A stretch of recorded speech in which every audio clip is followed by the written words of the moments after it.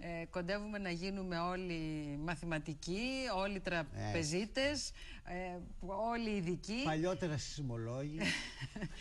Και εσείς μας λέτε πολύ απλά ότι μπορούμε να βγούμε από την κρίση ακουμπώντας τον έρωτα. Θέλω να μου το εξηγήσετε, γιατί ομολογώ ότι δεν το καταλαβαίνω πώς μπορεί στην πράξη να το κάνουμε αυτό. Ναι, να σας το εξηγήσω. Ελάτε μου και ερωτευόμαστε όλοι αύριο το πρωί. Ωραία. Κάθε εξουσία μπορεί να επιβάλλει την θέλησή της μέσω αρμάτων μάχης, αστυνομιών, στρατών, οικονομικών μέτρων, πολιτικών. Θαυμάσια. Ένα δεν μπορεί ωστόσο να αντιμετωπίσει κάθε εξουσία, αυτό που μας δίδαξε ο Μισελ Φουκώ, τον ανθρώπινο έρωτα, τα δύο ερωτευμένα παιδιά.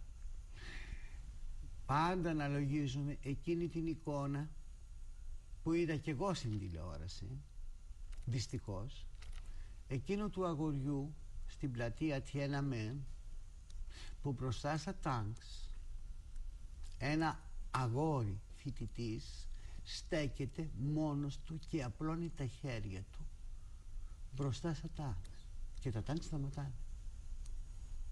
Αυτό σημαίνει ότι αυτό το αγόρι ήταν ερωτευμένο με τη ζωή. Και τα τάγκς σταματήσανε.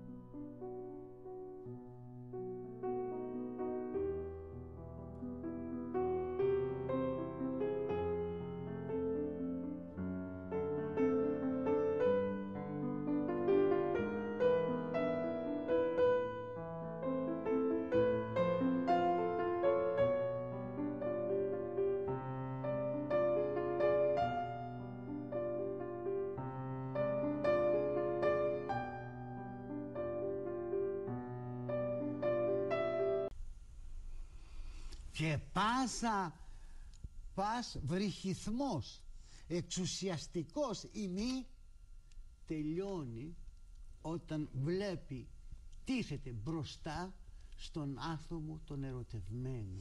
Είδατε, εγώ είδα το ερωτευμένος άνθρωπος από τη πιο συμβατική του έννοια. Όχι. Ερωτευμένος άνθρωπος είναι ο πλήρης άνθρωπος. Είναι ο άνθρωπος σε όλη την ατομικότητά του. Είναι ο άνθρωπος στην πλήρη έξαρση της ατομικότητάς του. Παίρνοντας το παράδειγμα του φοιτητή στην πλατεία Τιένανμεν, που το ερμηνεύεται ότι είχε έρωτα για τη ζωή, γι' αυτό σταμάτησαν τα τάγκς μπροστά του, θα μπορούσε κανείς να πει ότι αυτό που λέτε είναι ότι πρέπει να είναι ένας ξεχωριστά και οι κοινωνίες ολόκληρες μαζί ερωτευμένοι με τους στόχους της ζωής, έτσι ώστε να οδηγηθούν σε μια επανάσταση απέναντι στα συστήματα τα πολιτικά μέσα στα οποία ζούμε. Μονάχα που θεωρείτε ότι αυτό τι είδους επανάσταση που είναι αυτές τις μέρες αυτό μας? ήθελα να σας προλάβω. Μονάχα που αυτή η επανάσταση δεν έχει τον κλασικό ορισμό της επαναστάσεως, γιατί η επανάσταση πάντα σε όλη την ανθρωπότητα δεν έκανε τίποτα άλλο παρά να δημιουργεί αυτό που μου παρατηρήσατε προηγουμένως, να ριξει ένα καθεστώς προκειμένου να δημιουργήσει ένα άλλο καθεστώς, το οποίο αν δεν ήταν καταδυναστευτικότερον του προηγουμένου, τουλάχιστον ήταν το ίδιο καταδυναστευτικό. Αυτή η επανάσταση για την οποία μιλάμε δεν είναι επανάσταση. Έχει και όνομα.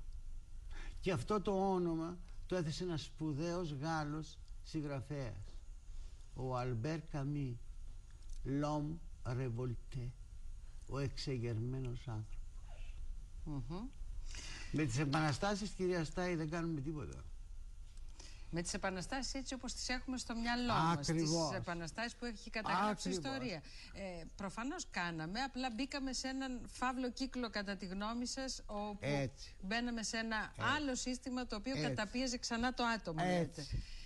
Τώρα πέστε μου, σε αυτή την παγκόσμια οικονομική κρίση που ζούμε, ή ας το δούμε πιο τοπικά, ας το δούμε εδώ στη χώρα μας. Στη χώρα μας. Πώς μπορεί να γίνουμε εξεγερμένοι Έλληνες, έτσι ώστε να μην μπούμε σε ένα καινούριο σύστημα το οποίο θα μας φέρει πάλι σε ένα διέξοδο, γιατί γι' αυτό μιλάτε. Βεβαίως. Που θα μας φέρει σε μια άλλη κρίση που μπορεί να μην έχει το όνομα οικονομική κρίση. Η οικονομική θα έχει κάποιο άλλο όνομα, δεν έχει σημασία. Κρίση του περιβάλλοντος, περιβαλλοντική κρίση ή κάτι άλλο τέτοιο. Κοιτάξτε να δείτε τι πιστεύω εγώ. Σας το ρωτάω αυτό. Η γνώμη μου είναι, κυρία Στάη, ότι το μόνο πράγμα που μπορεί να κάνει και ο Έλληνας ή γενικότερα ο σύγχρονος άνθρωπος είναι να όχι επιστρέψει, αλλά να δει την αξιακή κλίμακα του κόσμου με διαφορετικό μάτι. Τι σημαίνει αξιακή κλίμακα? Ξέρετε, καμιά φορά μπλέκουμε έννοιες. Ευνηδίως μπλέκουμε την έννοια της ηθικής με την έννοια της ηθικότητας. Η ηθική είναι κάτι σχετικό, μεταβάλλεται, αλλάζει από γενιά σε γενιά, από εποχή σε εποχή.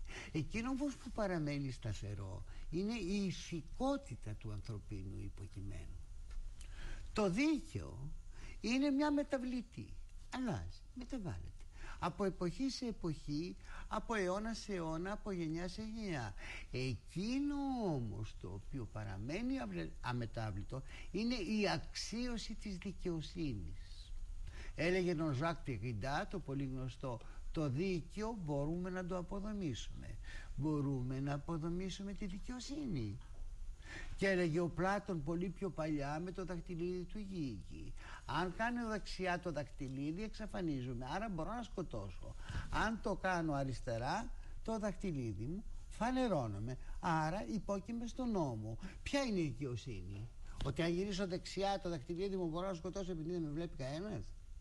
Οπότε ποια είναι τα στοιχεία τα οποία θα δημιουργήσουν την εξέγερσή μας? Πρώτον, η αγάπη για τη ζωή. Και η ζωή. Και το κυνήγι της δικαιοσύνης. Όχι το κυνήγι. Αλλά η απόδοση. Ποιες είναι αυτές οι αξίες? Η απόδοση της δικαιοσύνης. Ποιες είναι αυτές οι αξίες τις οποίες πρέπει να παραμείνουν, οι οποίες προφανώς έχουν ζωή αενάως και δεν μεταλλάσσονται μέσα από τις κοινωνικές αλλαγές? Υπάρχουν. Πρώτον, η διαπόρευση του πνεύματος ως κριτική αντιμετώπιση της ζωής μου, της ατομικής μου ζωής, χωρίς να έχω απόσταση κριτική από τον κόσμο, αλλά πολλές φορές και από τον εαυτό μου. Δεν είναι δυνατόν να καταστώ ένα υποκείμενο το οποίο να διατηρεί έστω και ψήγματα ανεξαρτησίας και αξιοπρέπειας. Είπα τη λέξη αξιοπρέπεια. Το δεύτερο είναι η αξιοπρέπεια.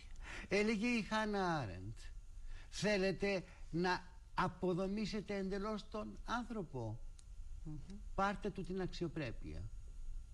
Τότε ο άνθρωπος γίνεται κάτι, έλεγε η Χάνα Άρεντ, που και τα ζώα δεν είναι. Πρέπει να διεκδικήσουμε τον έρωτά μας για την ζωή και για τον κόσμο. Έρωτας δεν σημαίνει αυτό το πράγμα που ενδεχομένως στο μυαλό μας φτερουγίζει ως φαντασίωση. Έρωτας σημαίνει η ενσωμάτωση του ανθρωπίνου υποκειμένου στην μήτρα του, δηλαδή στον κόσμο του.